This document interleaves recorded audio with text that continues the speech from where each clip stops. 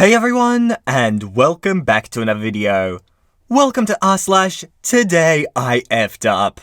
The subreddit that just constantly leaves me asking, how is this even possible? Now, I haven't been here in a while, and I have really missed this place. I've got some great stories lined up, so let's get straight into this first one by user/JustAnotherMonday. Dear Reddit, today I effed up big time. Today, I effed up so bad that I had to make a new email so I could create a new Reddit account, because I never want this to ever come back to me. For context, my dad was hired to work an IT job at the school I attend around 2 years ago. For reference, I'm a third-year college student. And while he was doing this job, he became friends with some of the other IT people, and through this, he's been invited to go to a club where they listen to music and appreciate it. Some of my teachers are in this club. Especially one of my favourite teachers. Horrifying, I know. Due to the current virus situation, they've moved their meetings online through video call. Here is where the F-up begins. To join these calls, my dad uses the family computer in the living room. For reference, my room is adjacent to the living room, and if my door is open, I can directly see the computer from my doorway. Last night, I was hanging out in my room, wearing headphones and watching some Netflix while playing Animal Crossing. What else is there to do in the literal apocalypse? As I'm playing, I spill some salsa on my white t-shirt, meaning if I want to salvage the shirt, I have to soak it immediately. So I get off my bed and take off my shirt, and as this is quarantine, I'm not wearing a bra. Why I took off my shirt before I left my room, I don't know. Here's where the F-up really begins. The stars must have lined up for this to happen because 1. I didn't know my dad was attending this video conference. 2. My dad had left the living room to go to the bathroom. And 3. I'm in clear view of the video camera of the family computer in the living room and didn't think about it at all. So I leave my room, TT's out and all, to walk to the laundry room to get the stain out of my shirt. Done, easy, no problem. As I walk back to my room, I get a craving for some soda and decide to go get one. The kitchen is adjacent to the living room, right next to the family computer. I walk by the computer and into the kitchen, open the fridge, and behind me I hear, OP. And I immediately recognize my teacher's voice. I stop dead in my tracks. You know that feeling when your stomach drops and your entire body just freezes? That. In my panic, I was so shocked and I was just putting 2 and 2 together and just go, no. And drop to the floor and sit on the floor, my back against the kitchen island, with my knees to my chest, and I have no idea what to do. There is no way I can get back into my room without going past the camera. Luckily, my dad came to the rescue and came back to the room shortly after, and this was the conversation that followed. Hey, I believe your daughter might be in hiding. You might want to hang up so she can safely return to her room. OP, you there? He can't see me because of how I'm sitting. Yes? Do I want to know? No. Should I disconnect the call? Yes, can you also close your eyes until I tell you to open them? My dad, very confused at this point. Okay. My dad proceeds to turn off his camera and tells me I can leave. I then fled the scene, locked my door, and immediately put on a shirt. I called out for my dad, but it was safe, and a few minutes later, I could hear him laugh with everyone in the call. We have yet to discuss this. If you made it this far, I applaud you. However, for personal reasons, I will now be passing away. Thank you. And an edit because apparently Opie got a bit sick of answering the same questions in the comments. For those asking why I wasn't wearing a bra when at home with family. 1. I've been at college for so long and just got home after my school shuts, but it's a habit. 2. My favourite shirt had a stain. I wasn't thinking, I just wanted to get the stain out as quick as possible to save my shirt. And 3. We all just usually keep to our rooms. None of us really use the living room unless we're all together, especially not around 11 PM on a Friday evening. I'm an only child and my parents usually go to bed around 8. And oh, OP, what a great story this one is. I guess it's just a reminder that if there are other people in the house, maybe, just maybe, Don't walk around missing crucial parts of clothing. This sub has shown time and time again that this just leads to trouble. And he's unexposed by user/sneakyhippo91. So, I usually listen to audiobooks before I go to bed to wind down and relax. And I use earbuds so that I can lay comfortably in bed. I also have a pair of over-ear wireless headphones that I use frequently.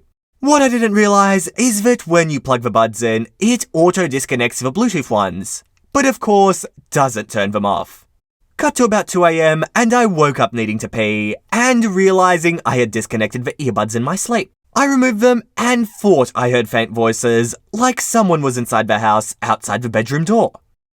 Instantly, my heart is pounding and I grab a Bowie knife I have on the bedside table and try to silently creep towards the door to hear better. Positive that I hear at least one person, I open the door slowly, knife raised, and tentatively step out. I begin searching for the speaker. In hindsight, probably turning on a light or saying something would have been a better idea than walking around the house naked with a knife. That's when I heard the voice say that the astropathic connection is not reliable. My brain goes full potato, and I say out loud, what are the odds of having a break-in by a 40k nerd? Realising I'm an idiot and not the victim of a home invasion, I go to put the knife in its sheath, miss, stab my hand, lights on, successfully put blade away, found the headphones on the couch, turned them off, lights off, adrenaline still high. I get back into bed and watch the sunrise, unable to fall back to sleep. Wow, this one's actually quite original. I haven't heard anything quite like it, so nice OP. You just made your life particularly difficult in a way I've never seen before. And apparently beat 15 million other people to it. But what really gets me is, imagine if the audiobook was different. You could have either some hilarious or some really terrifying experiences with this. I mean, imagine watching a horror movie right before going to sleep and then waking up to some murder scene and the sounds of that, or just really ominous music. That could be genuinely terrifying. So I guess, OP, you were lucky, other than stabbing yourself. And here's unexposed by user/evil-ex-girlfriend. Have you ever done a dumb thing out of spite? Buckle up. I have an ongoing zoodle infatuation because zoodles are a low-guilt sauce conveyor belt to my mouth. And for those of you who haven't been indoctrinated, zoodles are noodles made out of zucchini. I have my doubts about that, but whatever, you do you, OP. I've stocked up on pasta sauce and I'm taking mealtimes seriously. Nothing is wasted, leftovers are used, end of story. So a couple of days ago, when my boyfriend, let's call him David, found an open bottle of vodka sauce, I autopilot shoved it in the pantry. David, this has to go in the fridge, it's probably no good now.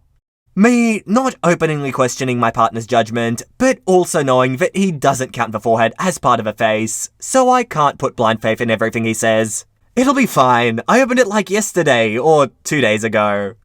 It should have been refrigerated. I really don't think you should eat this. Now, I've watched David put sesame oil in the fridge. He thinks soy sauce belongs in the fridge. We have very different ideas on what belongs in the fridge. But should the vodka sauce have gone in the fridge? Probably. Was I going to throw it away, both wasting food and admitting he was right? Absolutely not. The vodka sauce goes into the fridge instead of the trash. Cut to yesterday night, where I've already eaten dinner, but I'm an emotional binge eater, and I had to fill the sad with food. You know how it goes. What'll make the sad go away? Zoodles with the open vodka sauce. It wasn't until after I'd made everything that I noticed the perfect, circular fluff of mold growing on the lid of a sauce jar. But it's only on the lid, right? If I tell David about this, while he would never say, I told you so, he would sit on this quiet triumph for the rest of our lives. Mr. Forehead isn't part of a face guy. It's fine, the food is fine, I think as I eat it. I tell myself that it doesn't taste off in the way that you tell yourself that vegetarian sausage tastes like the real thing. The vodka sauce quietly goes into the garbage. Cut to midnight where we're watching a movie. Things are feeling off in my stomach, and there's some major gurgling going on. Then there's a shift, and pain explodes through the red carpet of my intestines for a good long while. Until I have no choice but to explain to the love of my life why I'm basically fetal. David doesn't say I told you so, but I know he's secretly balancing the checkbook of arguments he's won. He rubs my belly while I cry. I love him. It's now 3 AM and I've been fighting for what feels like my entire life. Once upon a time, I had a life and a job and could go outside.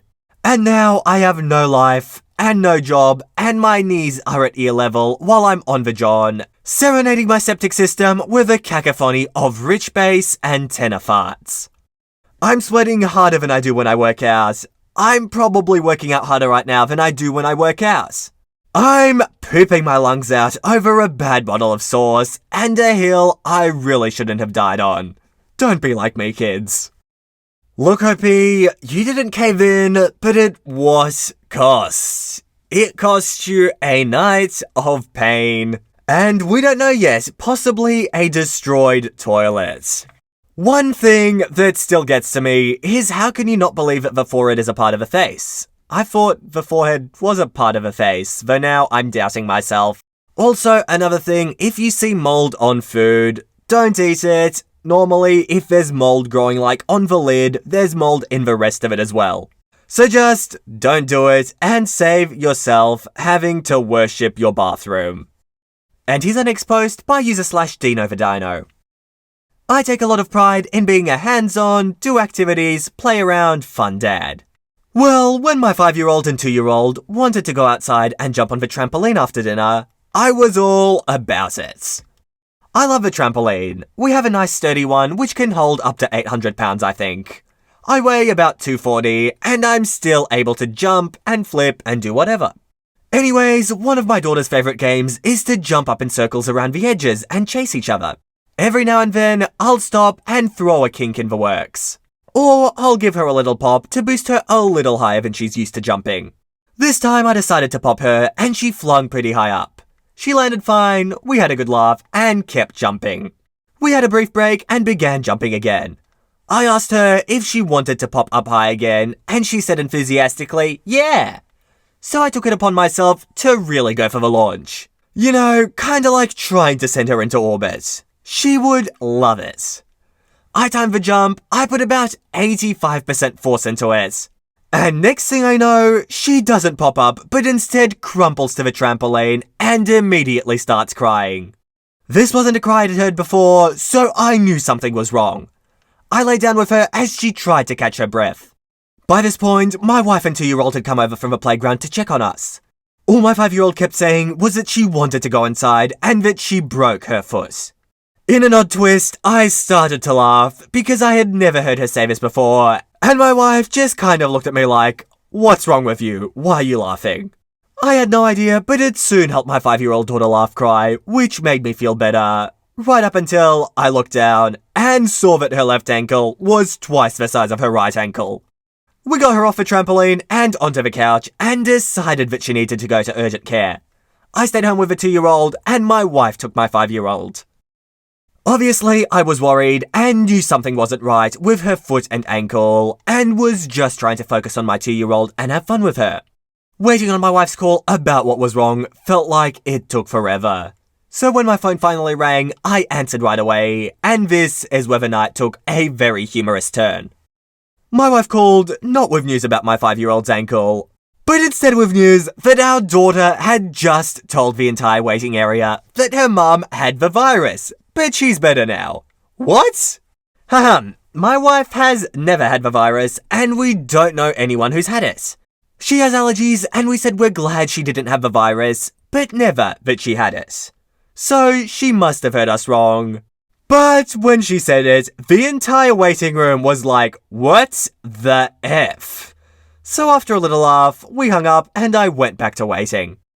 The next call came with news of the break and the severe sprain.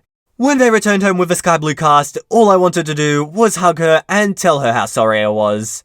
And all she wanted to do was to tell me how excited she was that the doctor told her that she's going to have to sit on the couch and watch TV. She also assured me that it wasn't my fault and we were just having fun and that she can't wait to heal so we can jump on the trampoline again soon. Needless to say, after she went to bed, I cried for a minute, then drank a handful of beers with my wife, and we reflected on how amazing our daughters are and how I'm no longer allowed to pop someone a quarter of my body size and wait on a trampoline. OP, to get over this craving for popping people, you might just have to do it with someone your own size. Maybe your wife will be up to the challenge. Now, of course, that was a joke, as is the next thing I'm gonna say, is that you're lucky your wife still trusts you with anything. And actually, this post to me is like almost the opposite of r/entitled parents. It's sort of like r/wholesome kids and parents, because the daughter was so chill about it all. And the parents acted quickly, got it sorted out. Well done's all around, pats on the back. Perfect story, I enjoyed it, and I hope you guys listening did too. And guys, I think this post will be the last one for today. I hope you enjoyed this video, and if you did, make sure to subscribe to the channel for Reddit videos 3 times every single week. And if you've watched this far, might as well stick around, put something in the comments, tell me what other subreddits I should cover. I've had some great suggestions in the past, so hopefully there'll be some new subreddits heading your way. But with that said, that is it from me. I hope you all enjoyed, and all I want to do is see you all here next time. See you later, guys.